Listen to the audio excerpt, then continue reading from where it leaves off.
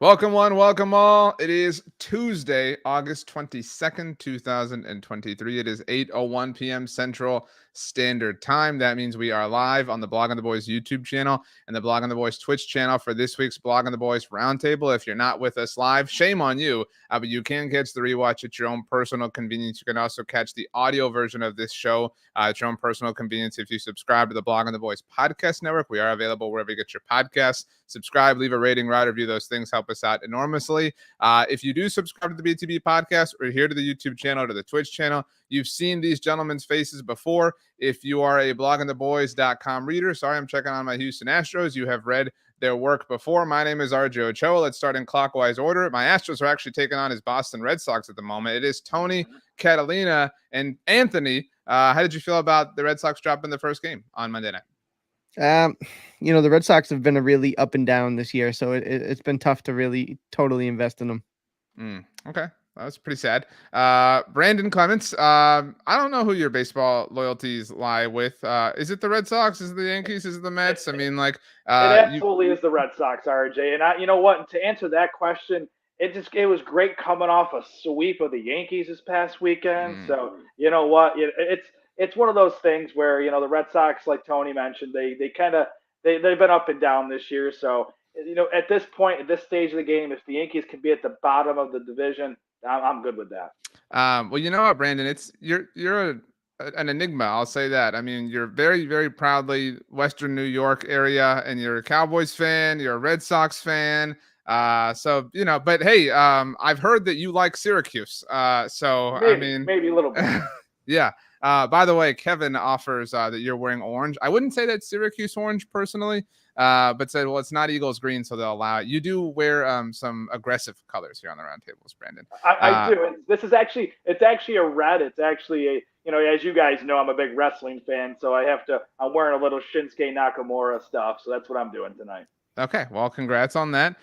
Rick says, good evening, BTB. Eric offers, I'm actually a Mariners guy in baseball. In football, it's the Seahawks. So I don't know how Eric wound up here, but welcome aboard, Eric. David Howman, you're not a Seahawks fan or a Mariners fan, as I take it. Is there any Seattle team that so I could see you being like a Seattle Kraken fan.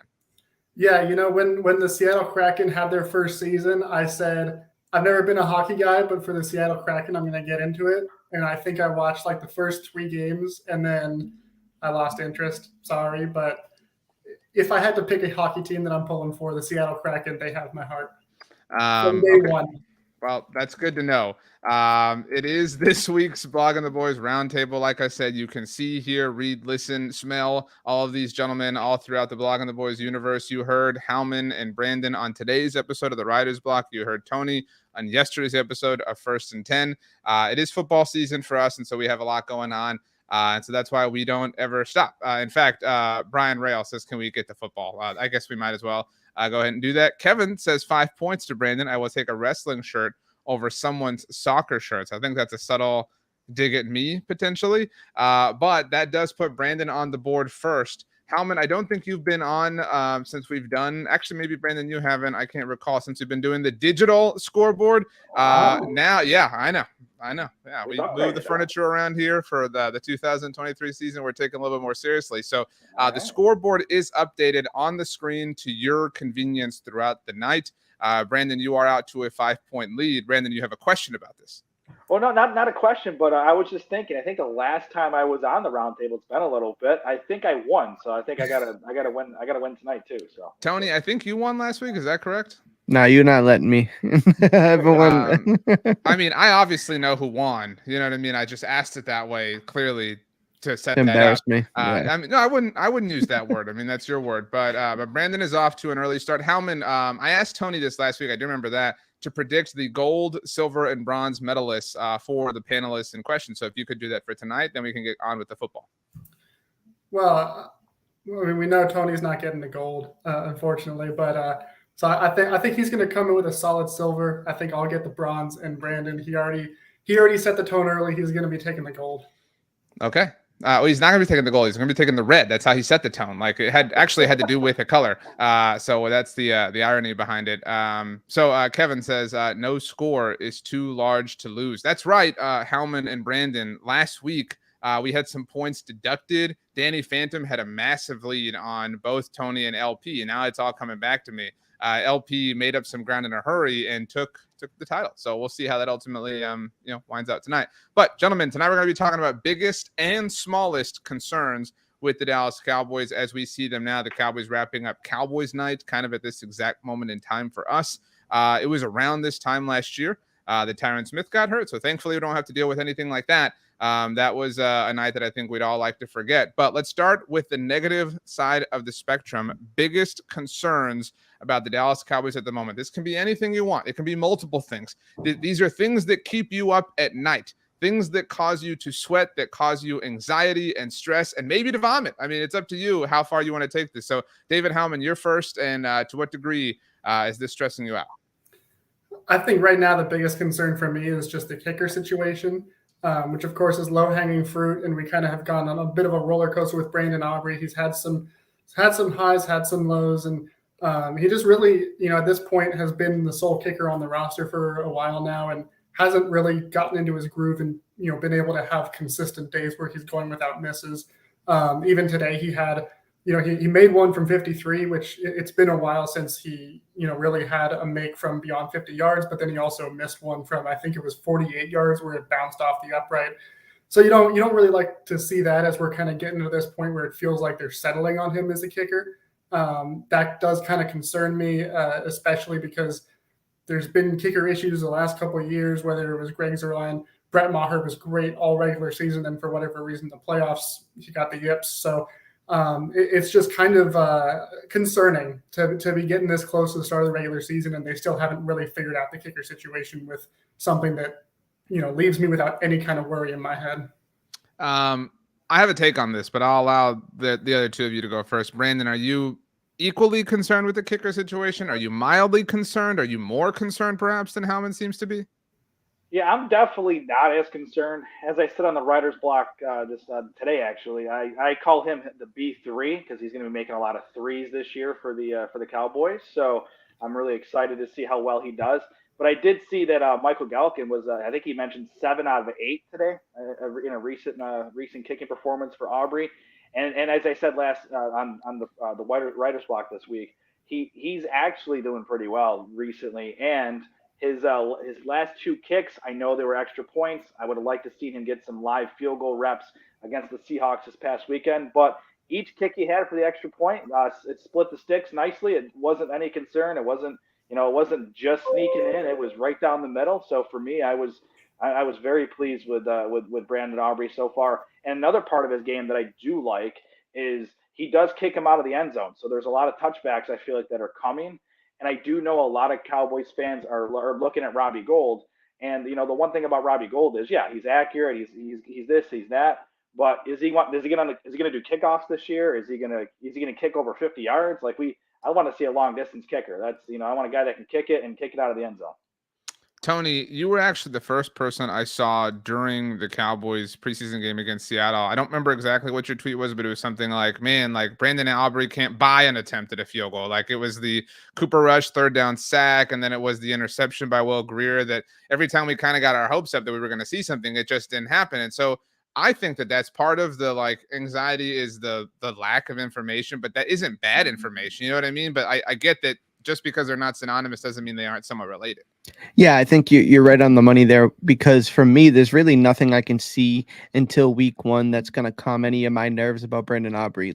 He has, like Brandon said, he's getting better. The kicks seem to be more consistent as practice has gone on, and he's made the most of his opportunities through 2 preseason games. But we just haven't even seen him make anything other than a PAT in a competitive situation. So really, until we get to week 1 and the offense stalls out and he has to make a 44 yard field goal or something, where I'm going to be able to calm down a little bit. So it's probably not fair to him. And I understand that they seem to have a lot of trust in him, and Bones Fossil seems to like him. So he's obviously earned his opportunity, but it's going to be tough for me personally to kind of settle my nerves until I see it.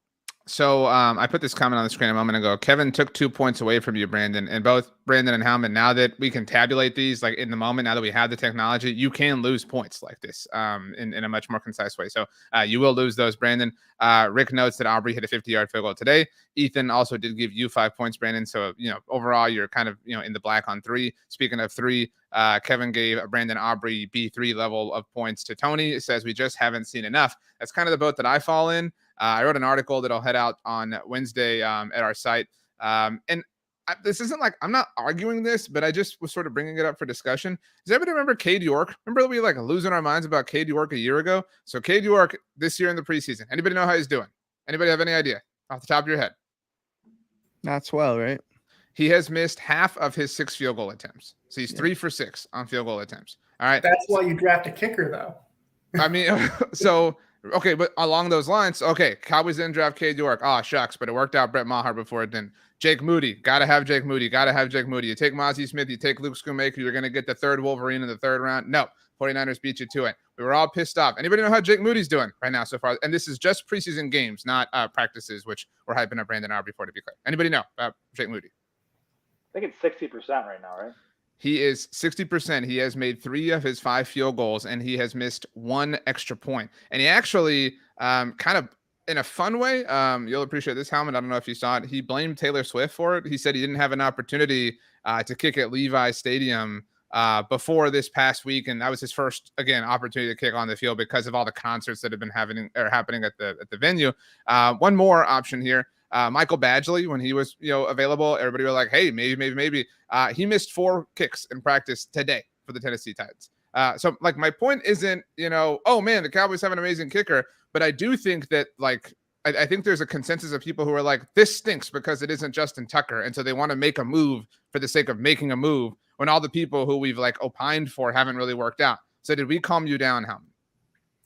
Not really. And I think I mean, to your point, though, I understand that they're not Justin Tucker's not walking into this building, but the Cowboys kind of put themselves in this position when they decided to let Brett Maher go. I mean, he was excellent all year long, and he had really just that one game in the playoffs. And the fact that it happened to be on national television, everybody saw it, everybody was roasting them for it.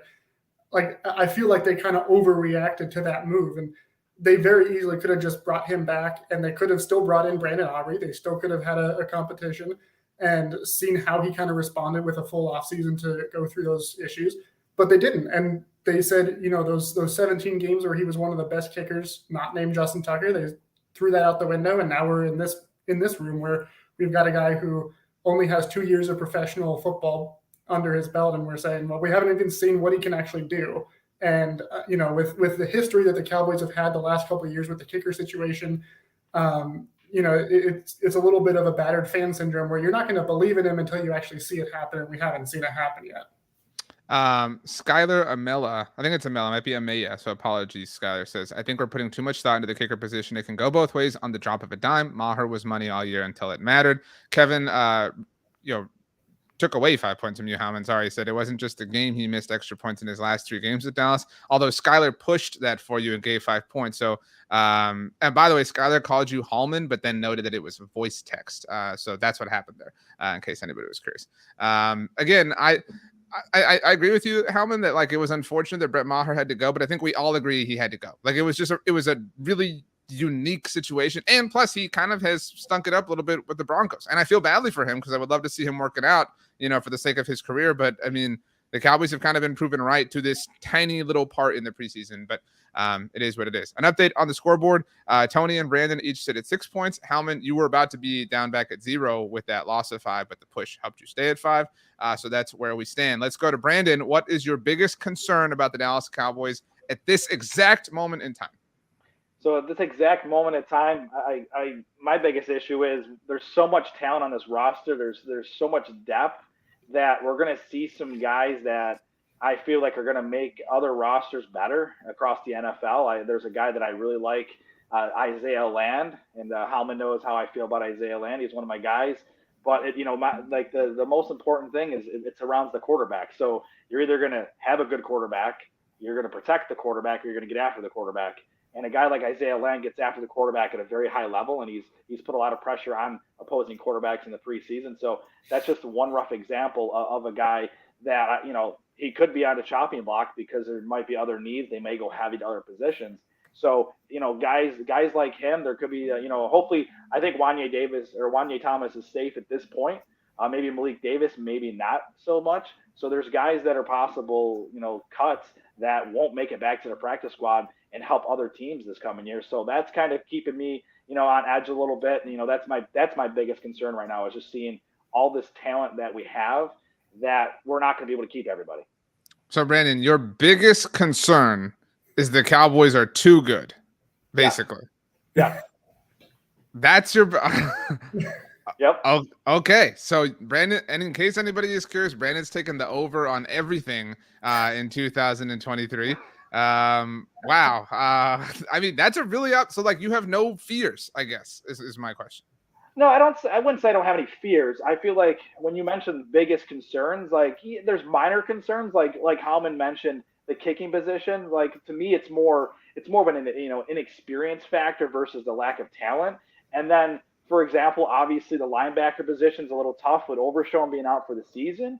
But for me, like for the linebacker position, for example, I trust that Dan Quinn is going to get the best out of his players, and whatever he has at linebacker, and or he goes heavy at safety to make up that deficit. So I really trust the coaching staff to make those adjustments. So for me, and I'm not afraid to say this. I feel like the Cowboys are easily a 13-win team this year. And even I think Chris Hollins even more above that right now. I think he said 14 on the show this morning. So him and I are very high on the team this year. So that to me, it's just we have so much talent that I'm just afraid we're going to lose some guys to other teams. Like even like a Ridgeway last year. Like who misses Ridgeway? I mean, yes, Mozzie's here. I get that, but when the Cowboys let him go and he played well with the Commanders, that was kind of a slap in the face a little bit. So that's kind of where I'm at with this team. It's just so talented that, we're going to lose some quality players. It was an interesting reaction from the crowd. I'll say that, Brandon. So Ruse gave you 5 points, said Land is going to make another team better. So, okay. You and Mike said +5 to Brandon for that take. Danny Phantom, perhaps the mole here, took 5 points away for the Michael Scott answer. So still coming out positive here. And Rick Ursulini said +5 Brandon for Land. So again, I'm letting Howman and Tony know, work the crowd. The crowd likes optimism. You know what I mean? I'm just letting you guys know for the rest of the show. And Kevin, Brandon took away 1 point, said on the Aubrey comment, don't worry, it's just one, kind of like an extra point. So I'll tabulate that while you go and start here, Tony. Remember, positivity reigns supreme, I guess. But biggest concern about the Dallas Cowboys in your mind? Yeah, going third, I thought that there was no chance that one of my two biggest concerns were going to get snatched up here. And Dave, Howman did, mention the kicker, and that's number 2 for me. But my biggest concern going into the season is the overall offensive line depth. I like what we have for starting 5 offensive linemen if they stay healthy, but it's a huge if. And we're talking about Tyron Smith, who, is notoriously hurt, and we have Terrence Steele, who's coming off of a, torn ACL and a bad knee. So there is a lot of variables there that I'm nervous about, because when I came into the season, I said it on the First and 10 podcast a lot. Like, I was certain that, Matt Let's Go and Matt Farniok are 2 guys that we can trust. Some, second-year player, third-year player come in, and that's kind of established. Now it's like, okay, maybe it's Josh Ball, maybe it's TJ Bass. Like, who's going to be the next up? Like, where is this depth going to come from? And I could be wrong in my sentiment in this, but I feel like with so many possible pieces, it almost feels like they just don't know who it is yet, right? Like, I thought it was 2 guys, but it could be one of 4 or 5 different dudes. So, and we've seen kind of what this offensive line looks like in these preseason games. Cooper Rush kind of fighting for his life a little bit. Will Greer running a little bit. And it's not completely fair, and not everything is, across the board, copacetic in that sense. But I'm just worried if one guy goes down, and I know it's a league-wide problem, and everyone has offensive line depth issues, but I just – as far as if I'm going to take the route that Brandon does, this team's so good, I would hate for one injury to derail everything. So I just feel like something on the offensive line could really hurt us. The offensive line situation does feel a little bit like when you don't know what you're going to make for dinner, and you're like, oh, we have stuff, but you don't have stuff for like a meal. You know what I mean? Like you just have like random things. And so you're like, well, we'll eat like a half a bowl of cereal and like a graham cracker. We have some carrots and ranch dressing. You know what I mean? So you're just like filling your body with whatever kind of food you possibly can. Tony, that was a very popular answer in the crowd. I'm going to have to do some serious math here. So first of all, Danny Phantom says +5 for anyone who gives Josh Ball any credit. Danny Phantom actually wrote about offensive line depth issues at the site. Everybody should go read it, blogontheboys.com. Hit a very in helpful graphic at the bottom that was kind of like, this is the potential offensive line if Tyron Smith gets hurt, if Tyler Smith gets hurt, if Tyler Biadasz gets hurt. So everybody go check that out at Blog on the Boys. So those 5 points are up for grabs. Richard has given you 5 points, Tony. He says O-line is the only answer. Ethan offered 20 points. Says that's where the worry is. We'll see if you're able to take all 20. Kevin says 5 points, Tony. O-line depth is a concern, but at the same time, when you play nothing but backups and no starters, it's kind of hard to judge them. Teamwork is such a huge part of O-line play. Brian took away 5 points for Brandon for missing obvious flaws. Took away 3 for Howman for the kicker as the biggest issue, and gave Tony 5 for finally getting to the offensive line. So that was a big bomb right there, Tony. That was a double kind of scoop. Brian's comment was Rick offered 5 points to Tony. Brandon, I won't take these away from you. Or Brian, Ethan took 10 points from Brian for making me do some math. So I have a lot of math to do. But Howman, my vibe on you has been that you're a little bit less concerned about the offensive line than anybody else. Maybe I'm wrong. I mean, I would say probably just a little less, because I don't think it's like the biggest concern, but I think it's up there as a concern. I do like the analogy you were getting there, RJ, with the backup offensive line being the girl dinner of this football team. But I mean, it's kind of good timing, because I have an article coming out about how the issues that the Cowboys have with their offensive line depth really aren't that big of a deal. And I don't want to give too much away, because y'all want to come and read the whole thing, but I think that basically what we've been doing is we're seeing 5 backups playing together, and that's not the deal if they have to come in and play during the season. It's going to be one backup coming in and playing between 2 established starters. You know, if Tyron Smith goes down, you figure they're probably kicking Tyler Smith back out to left tackle. Someone's coming in and playing between the 2 Tylers. You feel good about having 2 established guys on either side.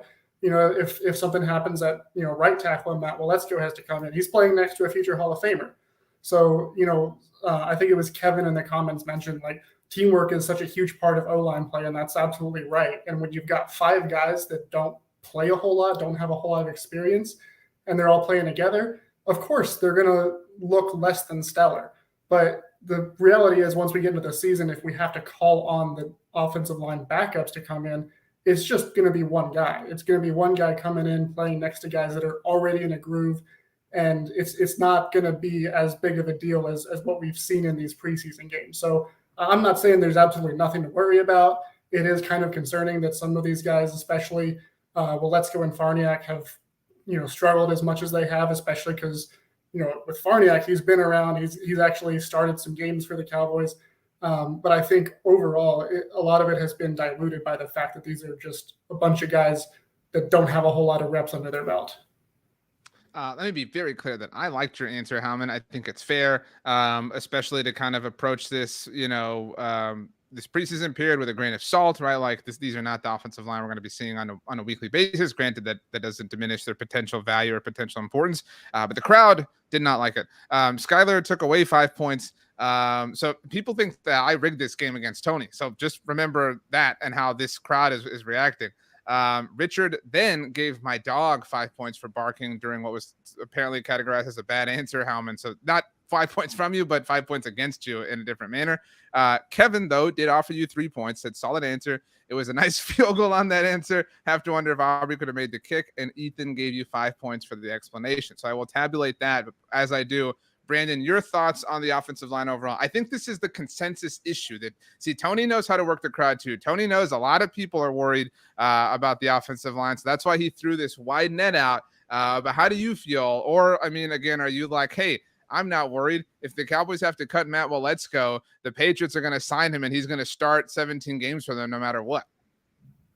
Okay, I'm going to stick with the optimism train because that's kind of my thing. So, Howman, made some great points there, and yes, obviously there's certain concerns with the offensive line, but to me, it's not a dire need. I know I feel like, no offense to the audience, I feel like you're overreacting a little bit. No offense. That's just the way I feel about it.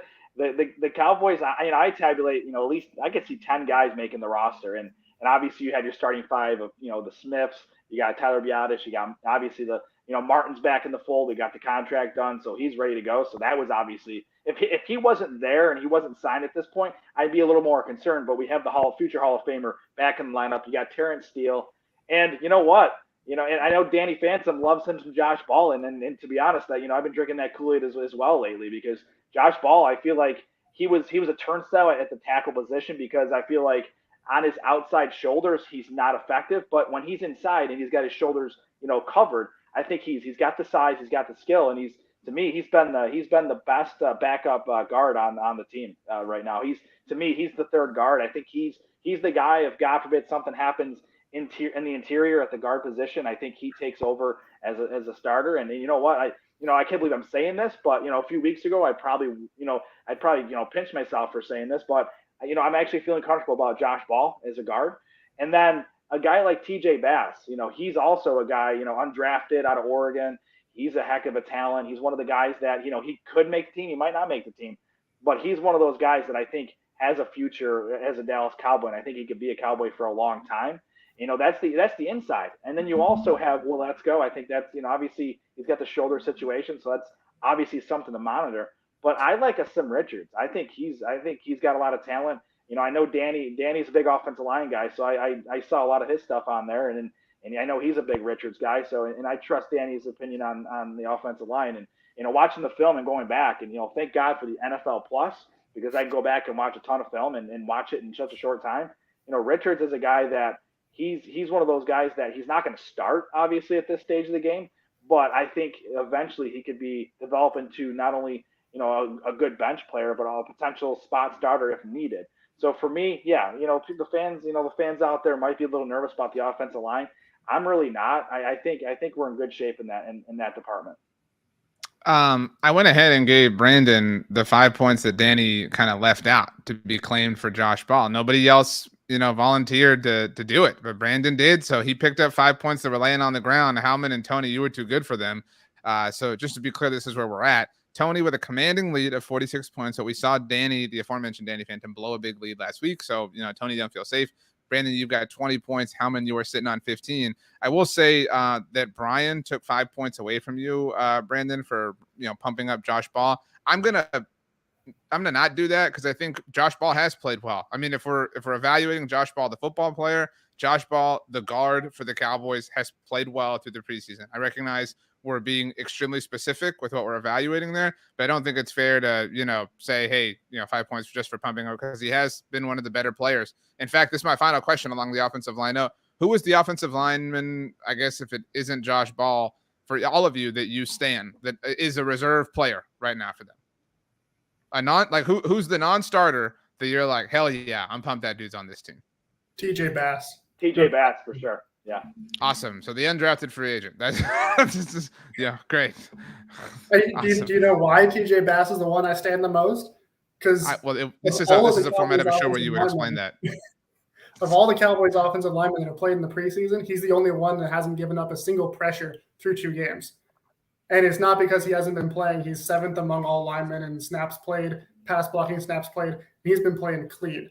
And in the scrimmage that they were doing today, right before we started, someone else pointed out that they were kind of rotating Zach Martin, Tyron Smith, kind of getting them some vet rest in between.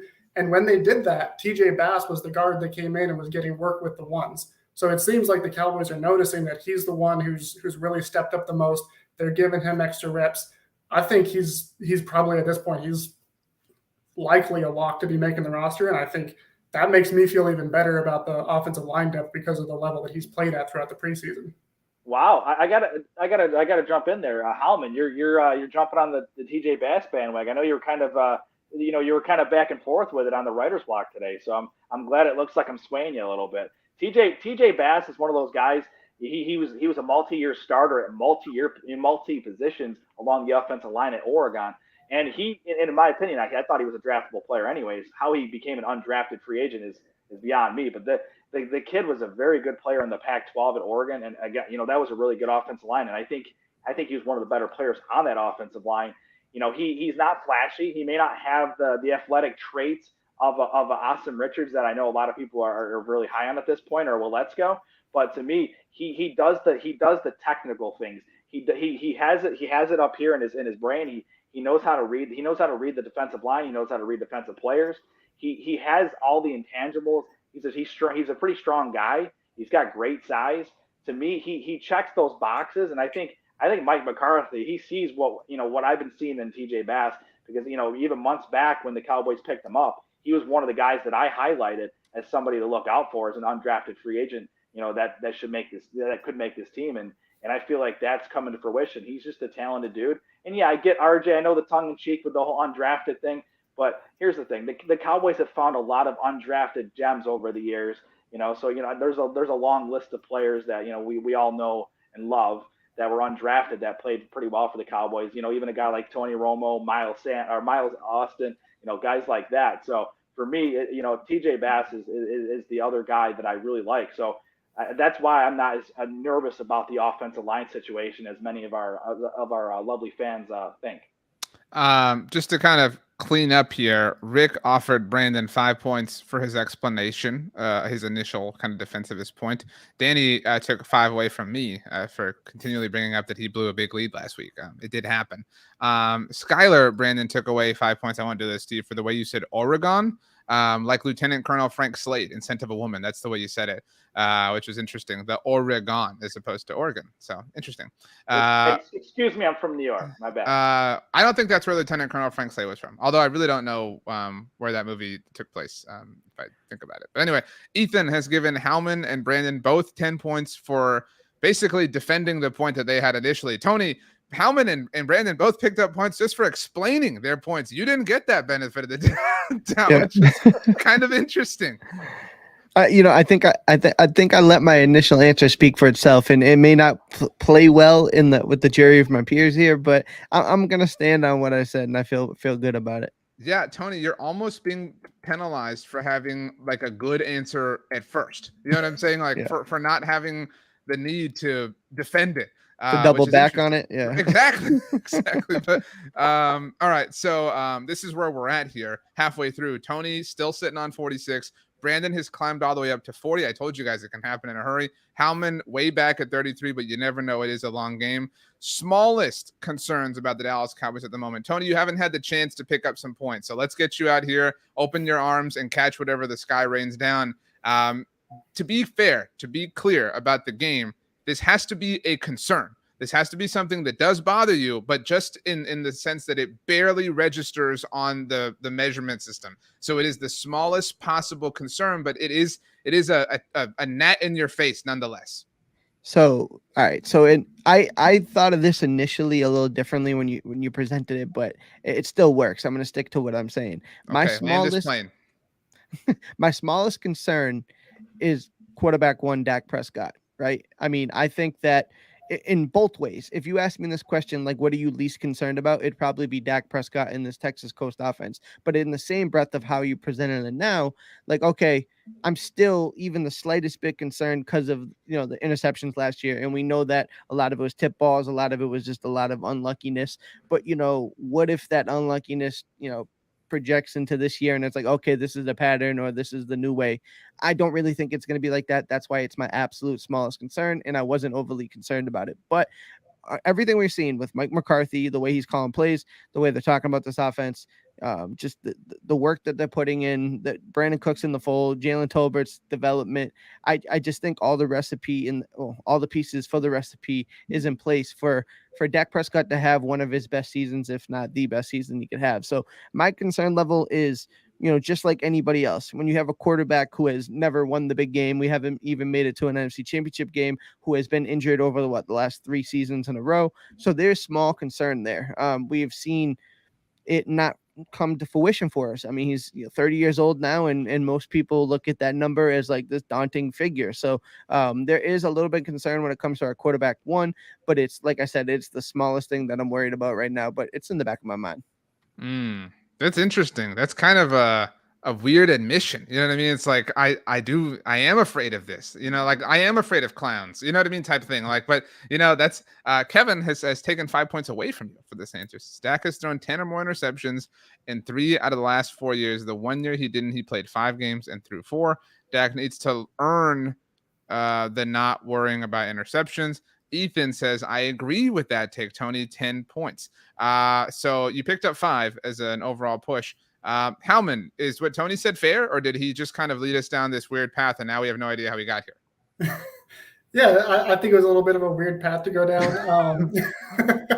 I mean, like I get that there's a lot of talk about Dak Prescott this offseason, and I mean there's always been all this noise around him for whatever reason. This former 4th round pick that nobody really paid attention to until week 1 of his rookie year. He just generates so many polarized opinions about him. Maybe it has something to do with the star on his helmet. I don't know.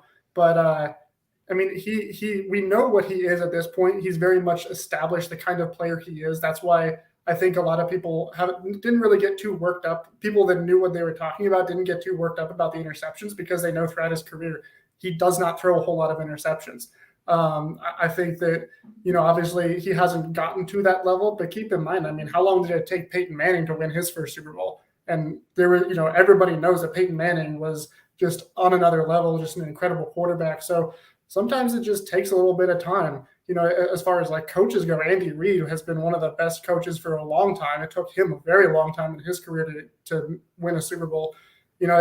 Winning games in the NFL is tough. Going all the way to the Super Bowl and winning it is tough. And there's a lot of other really good teams out there. I don't think that's something that should really drag down Dak Prescott's perception. But the one thing that does kind of concern me that Tony mentioned was the age factor, because just like with Tony Romo, you're kind of getting to this point where how long can the Cowboys keep that window open with their quarterback? It kind of feels like the Cowboys maybe let down Tony Romo a little bit. I'm hoping that they don't go down that road again with Dak Prescott, because I really think he's something special. But, every year that passes and seeing that thing about how he's, the longest tenured quarterback with his team just blew my mind. It feels like the time flew by and makes me just that much more worried about getting things done in this window of opportunity. Yeah, Brandon, a lot of things changed quickly. The kind of old guard of quarterbacks all started to leave the NFL right as Dak Prescott entered. So he's kind of, just in the middle of this Venn diagram, but closer to one side of it, obviously, than the other. It's well documented that he's the longest tenured starting quarterback in the NFL at this point in time, at the old age of 30 that Tony brought up, obviously.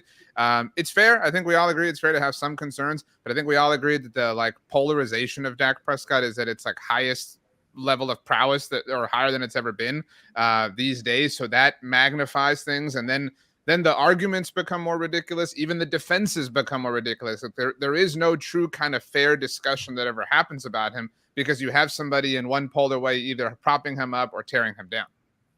Yeah, no, Dak is a very polarizing figure. I mean, he's the quarterback for the Dallas Cowboys. I mean, everybody's looking at him. He's got that star on his helmet. He is the guy. He's the face of the franchise. But, Tony did make a good point, because, the smidgen of this concern with Dak Prescott as the quarterback it's not because of his talent, his ability, anything like that. It's, Tony Romo didn't have the luxury of having a complete team. Like, he had the offense, the defense wasn't so great. So there's no excuse for Dak at this point. As you guys have, I'll keep hammering it down. My optimism for this team is very high, because this team is very complete. Like, on the offensive side, and I've said this on multiple occasions throughout the offseason, I'm going to stand pat on this. I would be very surprised if Dak doesn't get 5,000 yards passing this year. That's where I'm at. And yes, I know, tongue in cheek, everyone's like, that means MVP. Sure, yeah, I would love that. If that equates to him, leading the Cowboys to the Super Bowl, fantastic.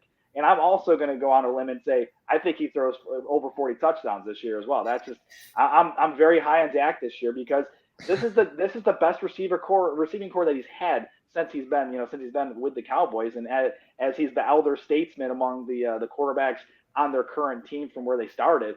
So you have a CeeDee Lamb who's going to just get more and more talented. He's so good already, but he's still on that trajectory where he's going to get even better. And then you have Brandon Cooks, who's also still doing pretty well. He's a heck of a talent. and I think he's a guy that's going to have a great season. Michael Gallup is another year removed from the ACL, which that he's going to have some more juice this year. And then you're having this emergence of Jalen Tolbert, who has made some spectacular plays in the preseason.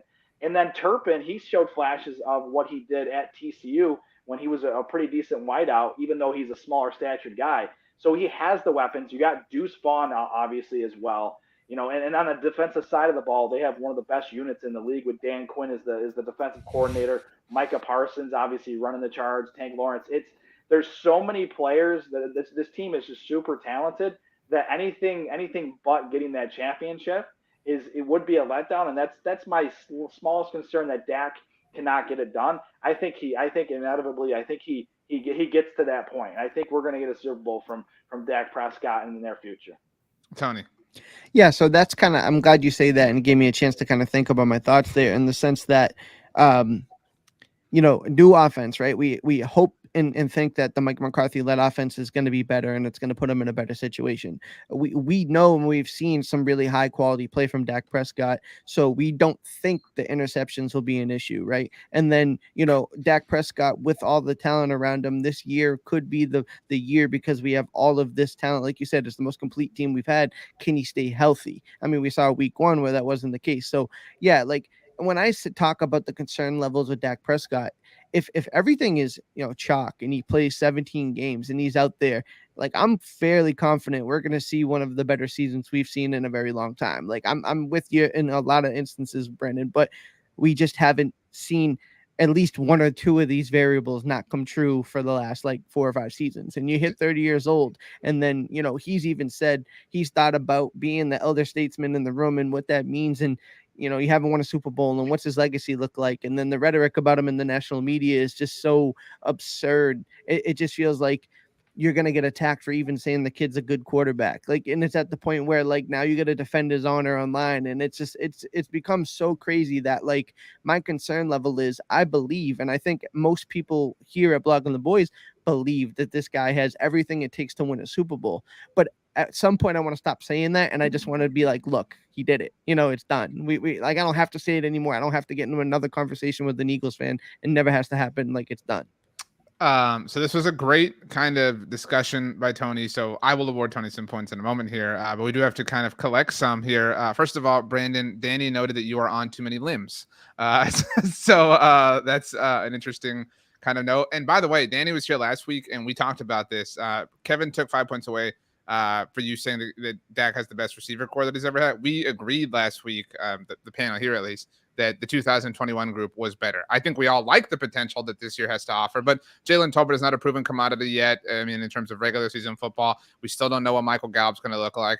Heck, we don't even know what Brandon Cooks is going to look like, technically speaking, in this offense, but there is reason to believe. I'm with you in that respect. Ethan gave you 10 points for naming the entire roster. So kudos to you there. Kevin took away a point because you were a little bit too bullish on Jalen Tolbert at this point in time. So it turns out we found the limit of positivity and optimism that the chat can handle.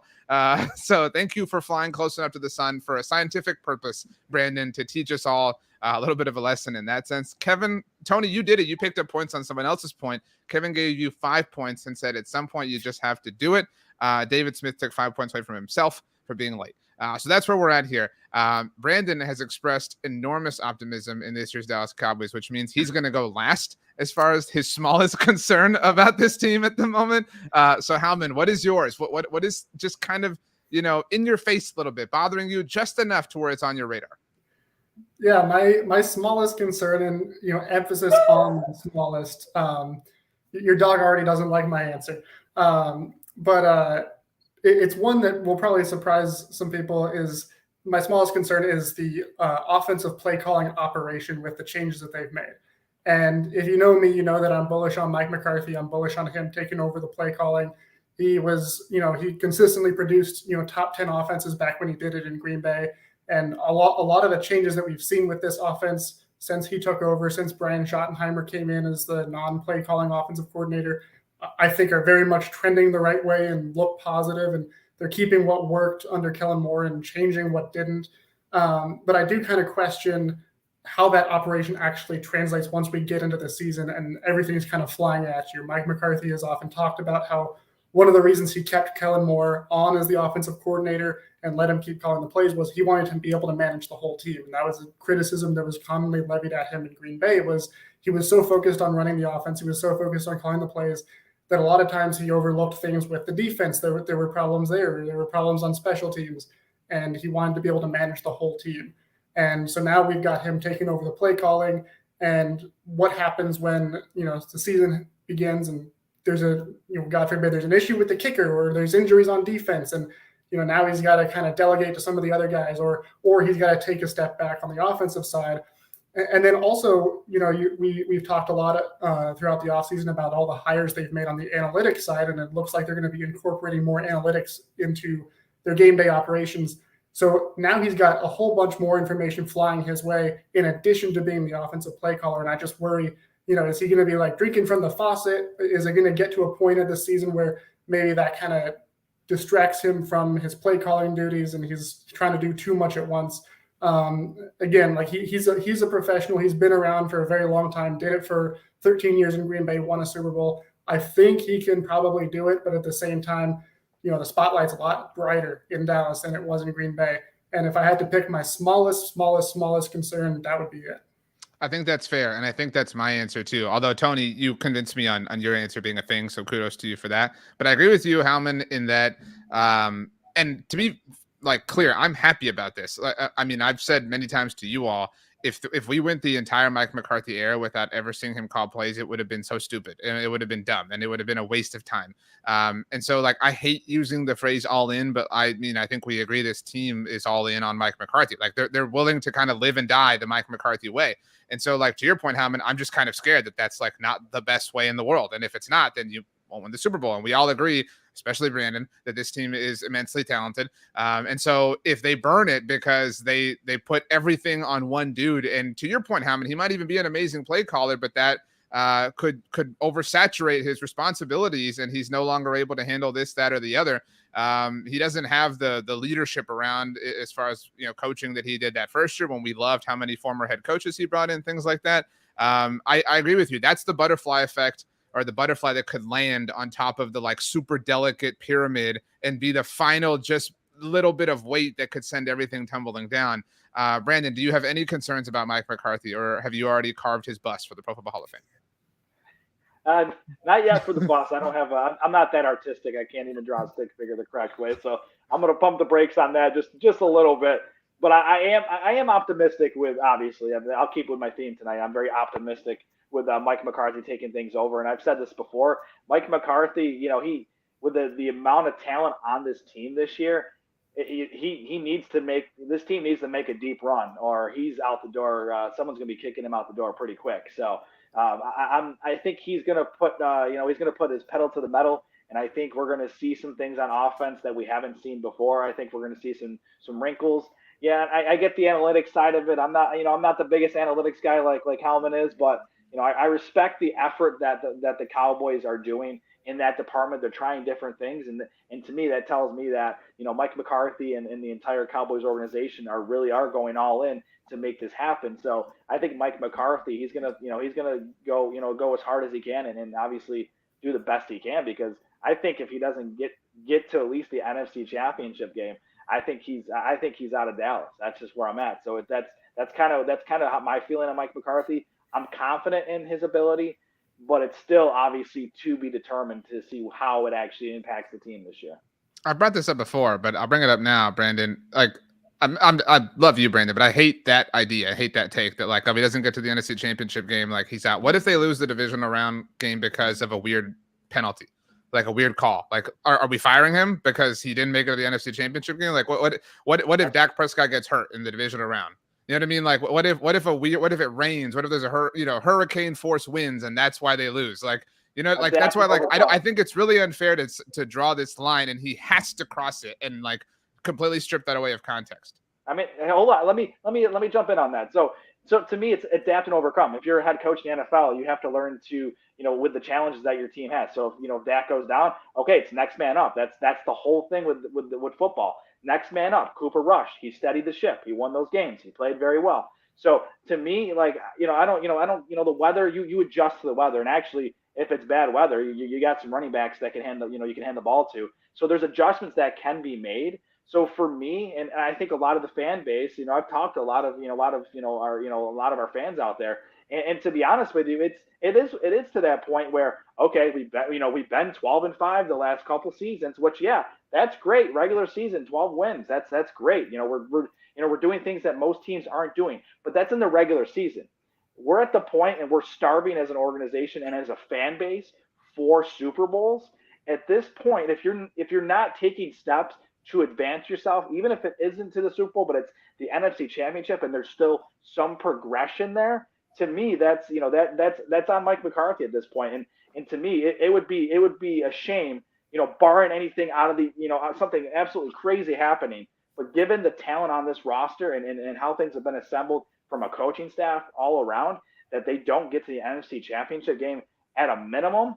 Yeah, if that doesn't happen, and yes, they, Dak, something happens. I think that, like, again, you're stripping away like all the information that we would know. Like they fell short of the NFC Championship game a year ago as road underdogs. Were they big losers for not pulling that off? You know what I mean? Like sometimes it's just hard. You know what I mean? Like, and so like we're gonna get pissed off if he's a game away from the NFC Championship game 2 years in a row. Yeah, I absolutely am going to be. It's. As so then what, like, so he's done 99% of the job, so to speak, but like you're going to fire him for doing that 2 years in a row and go get who to accomplish the whole 100%? Urban Meyer. Yeah, Urban Meyer. Urban Meyer. That's funny. Dan Quinn. That's the guy. Dan Quinn's the guy. If Mike McCarthy does not get to that point, I'm sorry. This is a results business. And are you moving on from Dak if he doesn't get to that point? No, it probably isn't going to be Dak's fault. What the hell how can you say it probably isn't going to be Dak's fault, but it's definitely Mike McCarthy's fault? Like, how can you assign this hypothetical context to Dak and none to Mike McCarthy? I think McCarthy, sometimes the way he calls games is questionable. And we don't know how he calls games. We have literally no data on this yet. His situational awareness with coaching has not been great. We've seen that over the years. Come on now, guys. Danny Phantom has paraphrased your exact point very well. Shout out to Danny Phantom here. Says, I have full confidence in McCarthy, but if he loses in the playoffs, he is going to go. And he noted that you have fallen off of your limbs here, Brandon. Yeah, I mean, like, you can't be like, he's amazing, he's awesome, he's doing all these things that most teams in the NFL aren't doing. But if he doesn't do this one incredibly difficult thing, he's got to go. He's a loser. So it's okay to just to be like, 12-5, we're great with regular season results, but we don't that's what we're saying. I'm not saying anything's okay because we have no idea what would have potentially happened. Kevin brings up this point, says if we don't get to the Super Bowl, wouldn't that mean Quinn's defense wasn't good enough as well? What if the Cowboys lost in the divisional round 51-49? Are we firing Mike McCarthy over that? Tony, you raised your hand. Yeah, I will just say, like, I think we're minimizing, because of the thirst for a Super Bowl, like the context of what back-to-back 12-5 seasons for the first time. And go off, my thing is, like, yes, ultimately we all want to win the Super Bowl, and if we're not going to make it to that point, it's really frustrating. But I think, RJ, I've even seen you say this, maybe it might have been you, but it's like, if you can continue to go 12-5 and be a playoff team every single year, you're just giving yourself more cracks at it. And we have a coach who has proven now to, if everything is kosher and his quarterback doesn't break his leg, like, we got a good football team, we got a well-rounded team, like you mentioned. Like, yes, you would like to see the you get pushed over the edge here, but I'm, from being a Cowboys fan during the dark years, I want to be on a team that we can pencil in for double-digit wins, compete for the division, get into a playoff, and just keep swinging, keep chopping at it, because eventually it's either going to work or it isn't, but at least I would rather have a shot at it every single year. Brandon, Andy Reid, when he arrived in Kansas City, went 11-5, 9-7, 11-5, and 12-4, and 10-6. He went 5 straight years with no Super Bowl. Before Patrick Mahomes, although he was obviously there as a rookie in 2017, but didn't play. We all know that story. I mean, like, was he worth firing? You know what I'm saying? Like, was he worth firing? Because to Tony's point, they finally broke through. Mike McCarthy's Packers are an example of breaking through, being around, taking a, just if you're hanging out, you have enough opportunities in the tournament, eventually fate will smile upon you. Like, that's kind of the general theory. Like, that's why, like, I'm not saying Mike McCarthy's 100% safe, but I don't think it's fair to say if he doesn't reach the NFC Championship game, he's got to go, because we have no idea how that could have possibly happened at this point in time. I'll just counter by this. I'll just say it one more time. It's a results-based business. The Cowboys have. Then why didn't you fire him last year? Like, why are you confident in him now if he didn't get to the NFC Championship game last year? I feel like if you have 12-5 back-to-back years, I feel like that gives you enough juice. But if you keep winning 12-5 and not get to the Super Bowl, so if you're 12-5 2 years in a row, it's good. If you're 12-5 3 years in a row and you don't get to the Super Bowl, you're a loser. Not exactly a loser. I'm just saying 12-5 is great for the regular season, but if we're going to consistently get knocked out in the divisional round, like there's going to be. They've been knocked down by the best play caller in the NFL and one of the best defenses in the NFL, whose like coaching staff permeates the entire league. But to my point, so you're going to be satisfied with divisional results and divisional exits every single year? I'm not. See, like that's the extreme you're going to. Nobody is saying that we're going to be satisfied with that. That is not the end goal. But again, what would have happened? Like what's the full context of the situation to why they didn't get to the NFC Championship game? Did they flop like considerably? Like I thought the 2008 Cowboys were one of the best rosters we'd ever. I felt the exact same way about them then as I do about this team now. And they went 9-7 and missed the playoffs. So you want to fire a coach after falling short like that? Absolutely. But like if they go 12-5 or 13, you said they're going to win 13 games. Like you have all this confidence. Your biggest concern is that there are too many talented players are going to get cut off the team and make other teams better. And yet you're so like, oh, but if they don't make it to the NFC Championship game, we got to fire the head coach. Tony, you raised your hand. Yeah, I'll just say a quick note. I didn't survive all these 8-8 Jason Garrett seasons to like be upset by, back-to-back 12-5 years. So, for me, I want to continue this, and eventually the dam will break or it won't, but at least we'll be competitive doing it.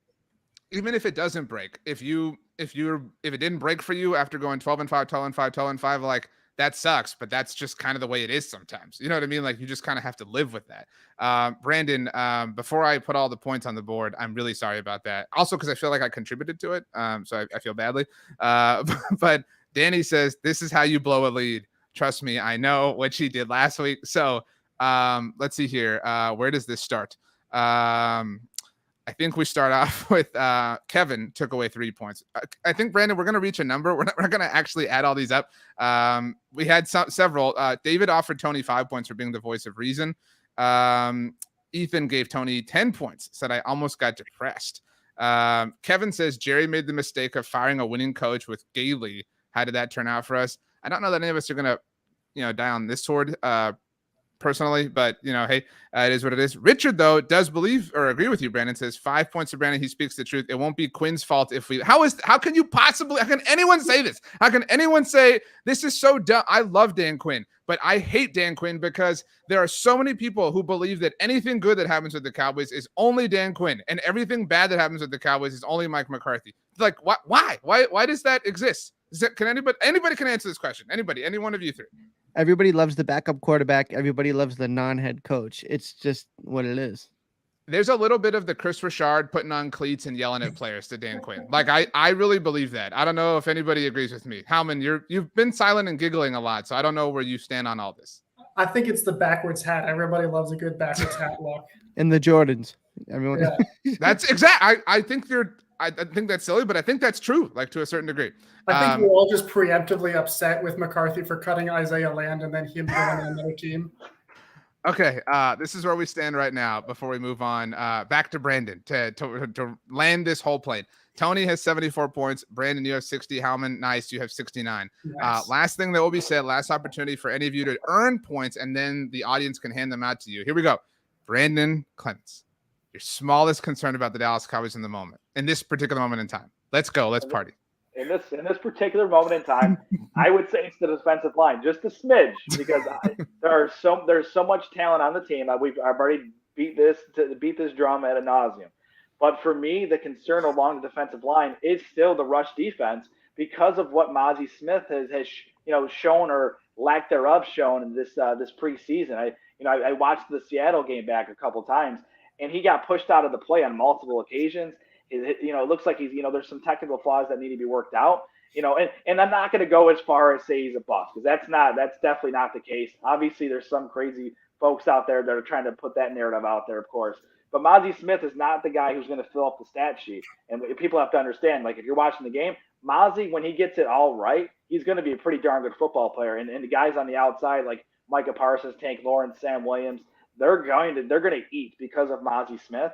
But right now, there's to me, Like right now, Hankins is the one guy, and I'd say Osa obviously as well. Are guys that I feel are strong enough to do okay on the rush defense side, but Mozzie Smith was drafted for a reason, and that's to plug the run. And when you draft a first round pick to do that, and yes, the sample size has been small, it's been early, but we all were kind of, I think a lot of people were expecting him just to hit the ground running, and he hasn't hit the ground running just yet. And to me, that's my small smidgen of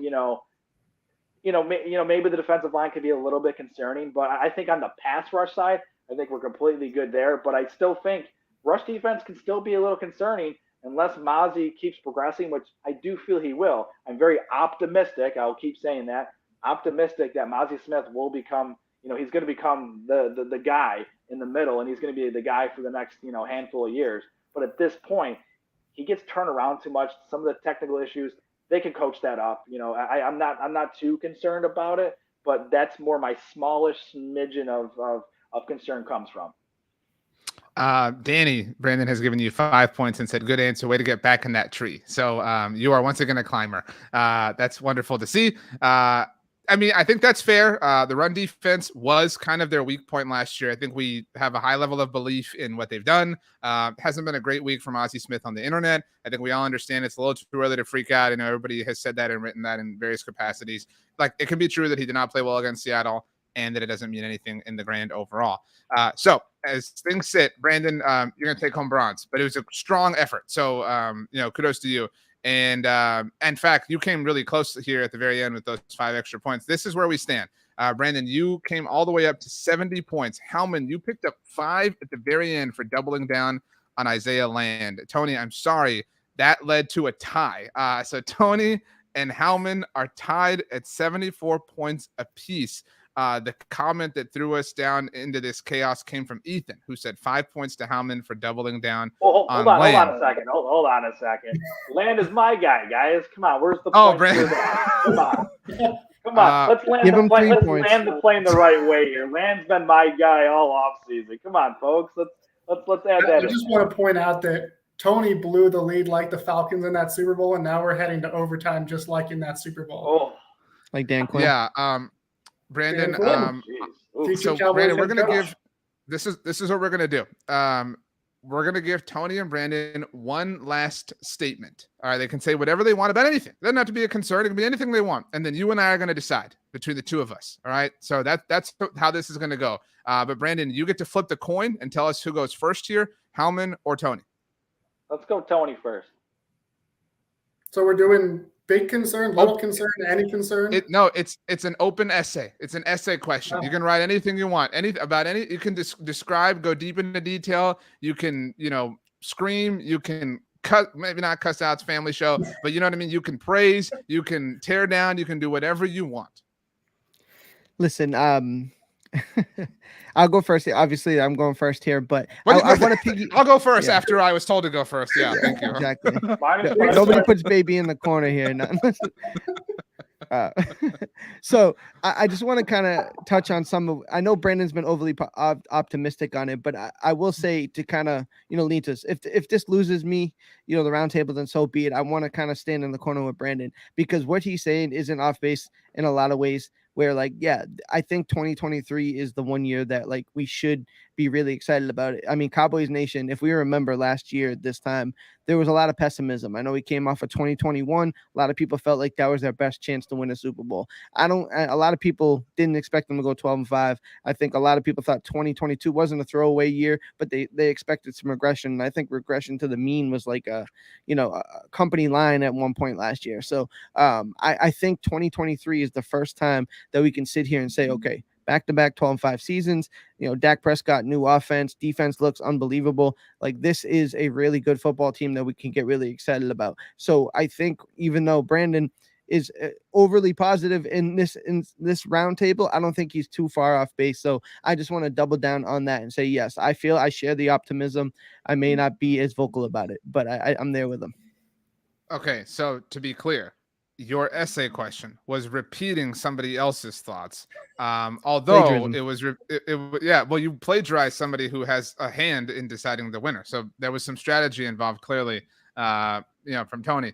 Howman, your essay question, you can do whatever you want. By the way, Skylar has reminded me that I have a token that was given to me by Skylar. I can either deduct 5 points from somebody or hand out 3 points to somebody. Skylar, to make matters interesting, I'm going to hand my 3 points out to Brandon. So I'm going to burn them. So this is where we're at now. So my token has been played, but that means our essay question still must go on. Howman, floor is yours. Well, shoot, I was just about to start cheering for the Astros. That ruined my whole plan. I mean, I'll kind of keep with the theme of optimism, but also address Brandon's point that he was making about Mike McCarthy having to reach this certain level. And I really don't think that there's any sort of mandate with Mike McCarthy if he has to reach this certain level. Obviously, if he has a horrible season, if they like way underperform, there's going to be a conversation to be had there. If they get to the divisional round again and they lose, and it's something that is like very clearly squarely on the coach, that's going to be a conversation that Jerry Jones is going to have. But that's really not what we've seen from Mike McCarthy at this point. He's, like most coaches, he has a couple moments here and there where maybe it's a little questionable as to how he handles it. But he also, he was brought in to change this organization, and he has slowly but surely done that. He came in, being the guy that, unlike Jason Garrett, he doesn't have to learn on the job. He's been a head coach for 13 years. He's won the Super Bowl. He's done all the things. And he came in with that experience. He knew exactly what he wanted to do. He knew the staff he wanted to hire. And when those hires didn't quite work out with Mike Nolan, he turned around and went out and got Dan Quinn. Turned out great. And he just has a certain level of preparedness. He also talked a lot about how, I want to bring in this analytics staff. And, it took a little bit of time. They added a few members to the coaching staff that first year that have a bit of a dual background with analytics and football coaching. And then now this offseason, they've made pretty sizable overhaul changes to their front office with their analytics department. So we're seeing that this is not necessarily just he's coming in and like right away he brought in his guys. It's a multi-year process. He had this plan that obviously took a little bit of time to implement. There's been some bumps and changes on the way. He's adapted to those on the fly. And they had a rough first year, then they rebounded back-to-back 12-win seasons. So I don't think that the Cowboys would have brought him in and given him this kind of leeway to make these kinds of changes and to kind of reshape the organization and the way that they approach certain things. For example, the way they just handled Ezekiel Elliott, the way that they, didn't fall for any of the bait with any other running backs, on the market, trade market, whatever. They stuck to their guns about Tony Pollard, not giving him a long-term deal. They got Deuce Vaughn in the 6th round, and they're looking really brilliant so far for that with how he's played. I just don't think you bring in a coach like that and give him that kind of influence over your organization if you're also saying, well, then, after you've done all this, if you don't get to this one arbitrary game, like we're going to fire you and someone else will come in and maybe they have to completely change everything all over again. I think they are bought into Mike McCarthy. I think that they are probably going to be rewarded for that with the way that this offense should be going to the next level with him taking over the play calling. I think him and Dak Prescott are a really good match from a head coach to quarterback duo. And, I don't want to go so far as to say like they're definitely winning the Super Bowl this year because we've all been down this road, but they are, I think, the best position for a Super Bowl run that they have been in the last 2 decades with Mike McCarthy and what he brings to the team. But a lot of that comes from Mike McCarthy. It's not in spite of Mike McCarthy. Brandon, you were acting like that was your point. But you bagged on McCarthy. You want to fire him. Hold on. And McCarthy wasn't even your smallest concern, Brandon. RJ, hold on a second. So Tony, the final point, kudos to Tony, by the way. He plagiarized me pretty well. So he made my point in the final point, which, good job, Tony. That's how you played to me on that one. And then we're talking the theme of optimism. So it's like, man, I covered all those bases throughout the entire show. So, I mean, man, RJ, I don't know. I think the calculator might have been off. It's between Howman and Tony. So let's kind of roll through the comments here. Charles has voted for Howman. Kevin voted for me. He was unimpressed by each of your final answers. So sorry about that, boys.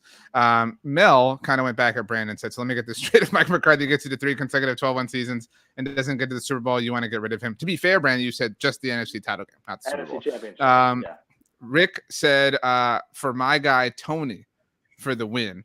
Skylar voted for Skylar or Tony for my runner-up. Ethan is torn between the two contestants here tonight.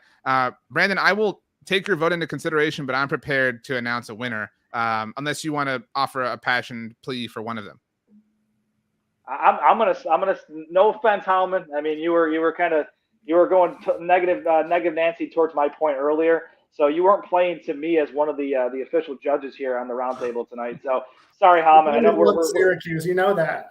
I know you love Syracuse too. But even though we're co-hosts on the writer's block, Tony plagiarized me and made great points. He played to me, so I give him all the points. Sorry, Howman.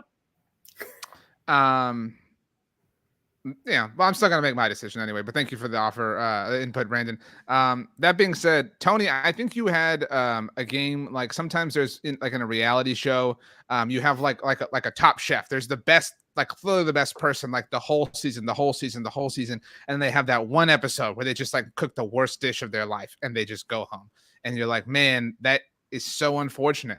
And that was kind of happening to you at the very end here. You know what I'm saying? Like you were on fire. And then like you botched the waffles. You know what I mean? Like it was such a simple dish. And like you tried to get cute. You tried to make some weird batter. But you used some good butter. You used some good peanut butter as well. Some solid maple syrup action. Tonight's roundtable winner, Tony Catalina. You held on by the hair of your chinny chin. I'll say that, Tony. It was much closer than I'm sure you would have liked, but nevertheless, the crown is yours, my friend. Thank you. You guys, I mean, I'm going to do a little cooking analogy. You guys ever seen the show Chopped? I just did a cooking analogy, and you're going to do it right now. Well, that's why I'm piggying back off that. Another plagiarism. So I hate the one thing I hate about Chopped the most is they could get all the way to the final and then they get mad at them about their appetizer round. If the appetizer round was so bad, you shouldn't have let them get to the final. So that's what I thought. I thought that's where you're going with this with me. So I'm glad that you didn't smoke me because I had a bad appetizer there. So I'm appreciative of the win. By the way, I just saw a story from Mike Silver that says the 49ers high stakes gamble on the kicking game is starting to look dicey. So for all the people who said the Cowboys messed up by not drafting Jake Moody, to kind of go back to where we started here, Howman, do you feel robbed? By the way, David said PB and waffles. I love putting peanut butter on waffles. Am I alone here? Oh, no, I like that. I haven't tried it, but I'll have an open mind. It's we know that your delicacy as far as like dining is very different, Howman, and you. I will say that you won't say no to much. But Howman, what are your thoughts on Tony taking home the win? It's kind of disappointing to come this far and then come up a bit short. But you know what? I'm proud of the team's effort out there. We came back from a big deficit. We never gave up. We never threw in the towel. So that's something to hang our hats on. Yeah. Well, Brandon would fire you. I mean, you know what I mean? Because you did really well, but you had a weird level of context behind why you lost at the very end. Actually, one of the better analogies of the night comes from Brian. Tony made yours better. Brian said, Tony, your appetizer main course were great. It was your dessert that fell flat. Yeah, like you served us like melted ice cream. You know what I mean? Like it was just like you tried to use the like, thing and it didn't work out. But hey, you guys ate so well, you weren't hungry for dessert. That's all. That's all. Tony, good. stop. I agree with Tony. When we make the analogies, let them live. Let them marinate. There you go. All right, Tony, as we leave, you know the rules around here. We're going to break them. You don't have to make a random noise, but in the spirit of what we just discussed, you have to tell us the best dessert that a human being can possibly have.